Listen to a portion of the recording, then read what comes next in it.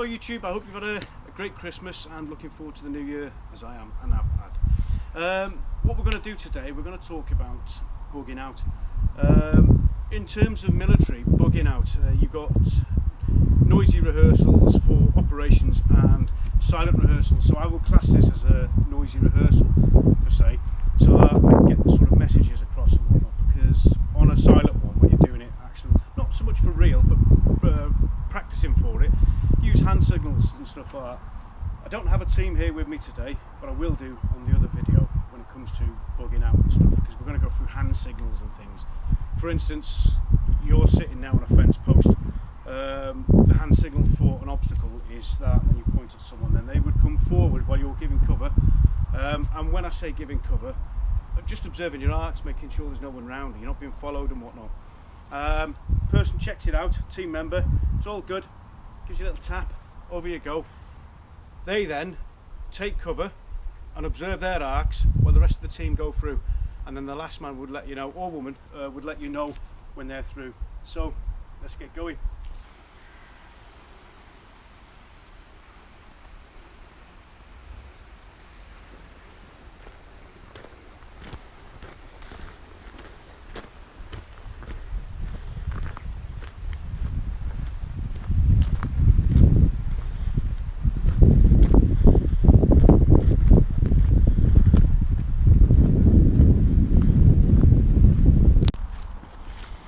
Hello there. So as you can see now, I'm trudging down this path, and what I'm looking for signs of life. Is there litter? Can you hear voices? Can you see people? So I'm constantly observing my arcs, making sure that there is no one round, and that's why I've chosen this place. You won't get a vehicle up here unless it was say a scrambler or something off to the flanks in one of the fields, but then you'd hear them, wouldn't you? This isn't one of my bug out locations, by the way. I'm just using it for a good example, and I will do another video with a team to show an insertion and how I would do it, etc. There are many things to take into consideration when bugging out. Excuse me. Like, are you being followed? What to do if followed, and things like that. We'll go through that. We'll go through all that. There's things like, for instance, the military use snap ambush. Again, I need two hands for the hand sign, but there, and you make like a hand signal. I'll show you in a bit, and point at the area so every team member knows where the snap ambush is going to take place. Now, in sort of civilian terms, what that could mean is, right, we could be followed, so what we'll do a snap ambush and we'll observe, simply to observe, are we being followed? And if the answer is yes, then it's intelligence then, isn't it? Intelligence gathering, i.e. who is it? Are they really following you, or is it someone just using the track? You know, for instance, someone out dog walking and things, you know? But this is purely for like a bug out sort of scenario now. So what we will do is, on the future video, we will run up the scenario and act accordingly. As you can see, swelling of the river. We've got to cross that somehow. There is a bridge further on up, which I know it's there. So that is what we're going to make an attempt to use. Otherwise, we're going to have to use another crossing point if that's been overrun, which I can't think it would have been. And we're about to sort of get near some disused trains and whatnot. So I think when you've got like an open area such as this, it's always a good idea just to hang fire, pull back. If you've got a team, get them firm, get them down. Maybe whip out a set of binos and whatnot. See what's going on. You know, at the end of the day, if you've got this like big open ground, there could be anything down there, if you're with me.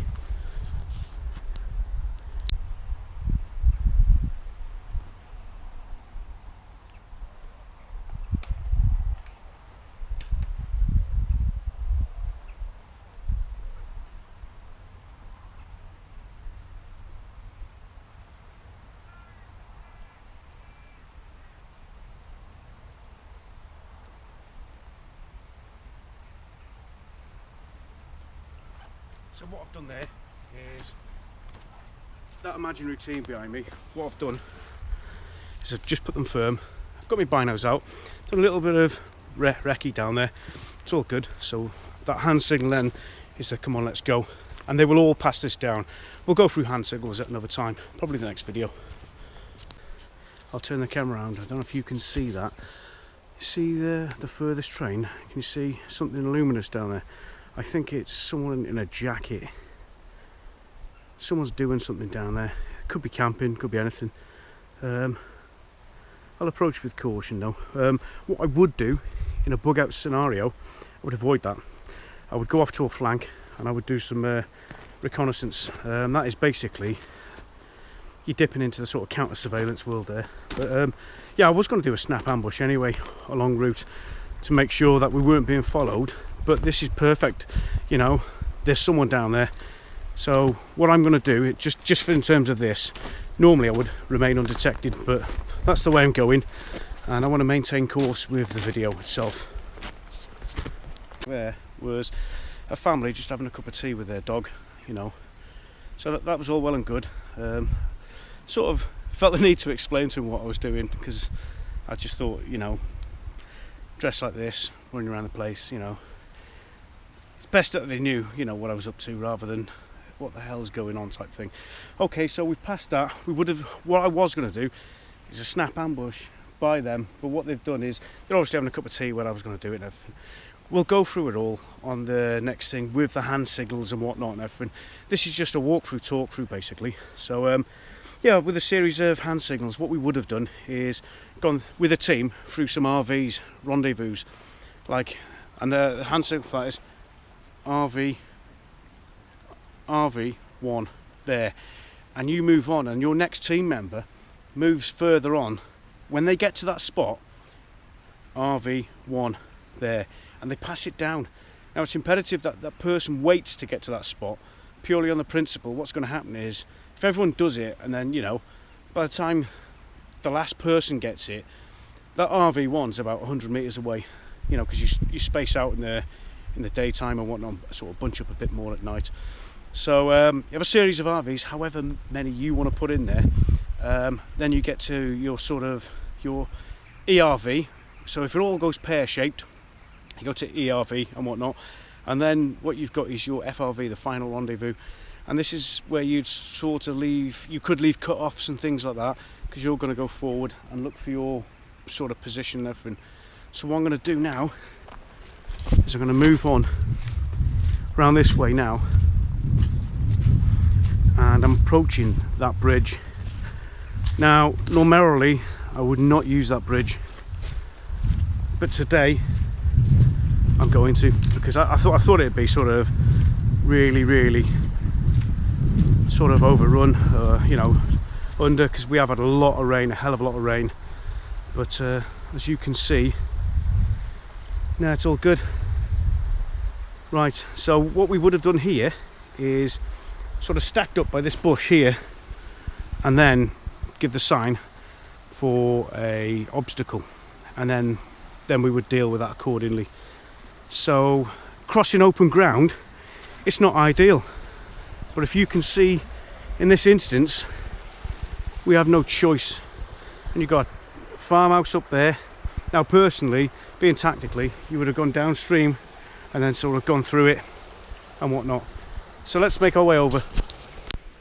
Yeah, I mean, that was, you wouldn't do it. You just wouldn't cross. If you were bugging out and you were serious about it, you wouldn't cross an open field like I just did then. But when I do the actual silent rehearsal, or the silent lesson I should say, it'll all be done pugger, you know. There'll be very little speaking on that. It'll all be hand signals and everything. So I think maybe what we could do is get a team together and go through some of them hand signals. That's probably what I'll do. Anyway, I'm going into this wood here now, so give me a second.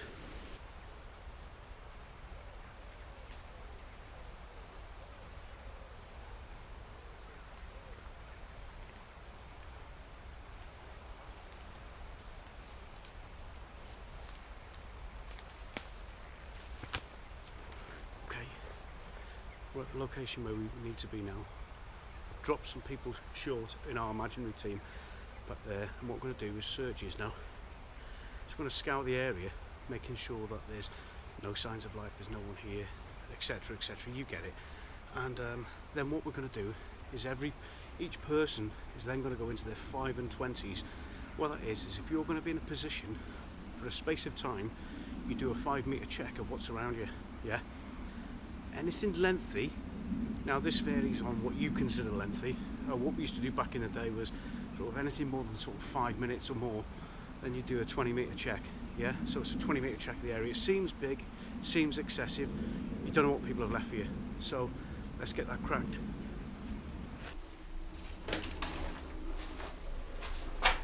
Okay, this is the location where we've bugged out to. It's not one of my bug out positions and everything, because there are signs of life here and everything, and people know it's here. I know it's here, so other people do. However, we'll make a very good shelter for the time being. Excuse me. So we've done our 5 and 20s, or well, we've done the search patrol. Now what we're going to do is the 5 and 20s, and what we're looking for, like in terms of this building for instance, we're looking for something suspicious. You know, the absence of the normal is the presence of the abnormal.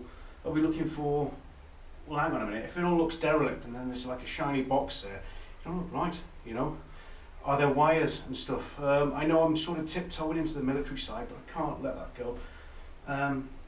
But let's flip it back to what we could use it for.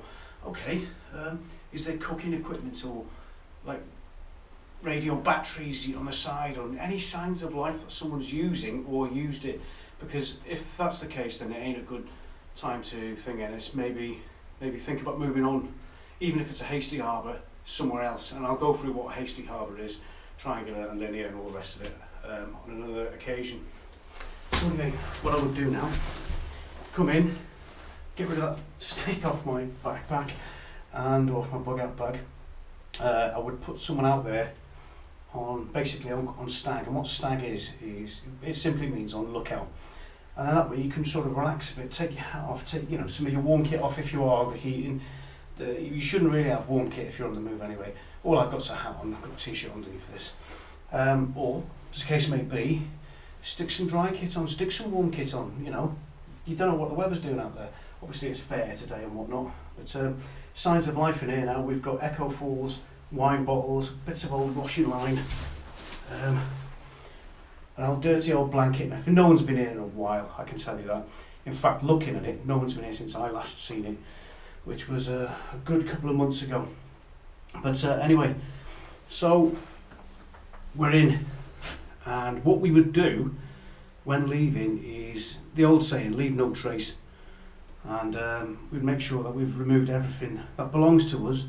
Ideally, I mean, if you are going to operate from here, you'd want to get rid of all that stuff anyway. But we're not in this case. We're simply just going to move on. Yeah, that concludes that. And what I'll do for the next one is I will do some with hand signals and whatnot. Oh, there was something else in here. I've got one of those keyring rape alarm things. We'll go through that on if you do suspect you're being followed. Things you can do there. I've got one of those little movement sensors that light up and everything, so if you're operating at night and everything, maybe trying to cover a dead spot. And even if you have night vision, which I do, there are options as to cover that light cover with infrared covering. So basically what you'll do to get there is a completely stealthy alarm as such. We'll go through that another time. Hey, take it easy guys. Ta-ra.